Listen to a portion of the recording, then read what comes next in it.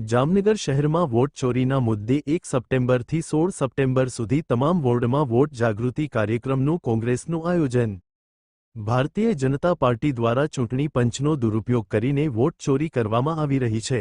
તેવા આક્ષેપો સાથે આજે જામનગર શહેર જિલ્લા કોંગ્રેસ દ્વારા પ્રેસ કોન્ફરન્સ યોજવામાં આવી હતી અને કોંગ્રેસ પાર્ટી વોટ ચોરી મુદ્દે રાષ્ટ્રવ્યાપી લડત આપશે, જેની સાથે સાથે જામનગર પણ જોડાશે અને આગામી દિવસોમાં 1 સપ્ટેમ્બરથી 16 સપ્ટેમ્બર સુધી જામનગર શહેરના તમામ 16 વોર્ડમાં કોંગ્રેસ દ્વારા જનજાગૃતિ કાર્યક્રમ યોજાશે તેવી જાહેરાત કરવામાં આવી છે।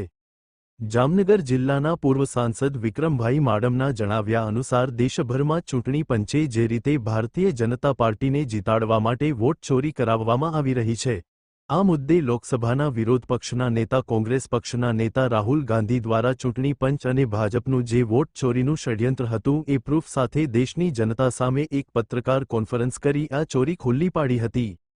ત્યાર પછી દેશભરમાં મશાલ રેલી, ચૂંટણી પંચ સામે ધરણા અને છેલ્લે બિહારમાં વોટ ચોરી યાત્રા ઇન્ડિયા ગઠબંધન દ્વારા શરૂ કરવામાં આવી છે અને તારીખ 31ના રોજ ગુજરાત પ્રદેશ કોંગ્રેસ સમિતિ દ્વારા વોટ ચોરીના મુદ્દે એક મહાસંમેલન અમદાવાદ ખાતે થવા જઈ રહ્યું છે।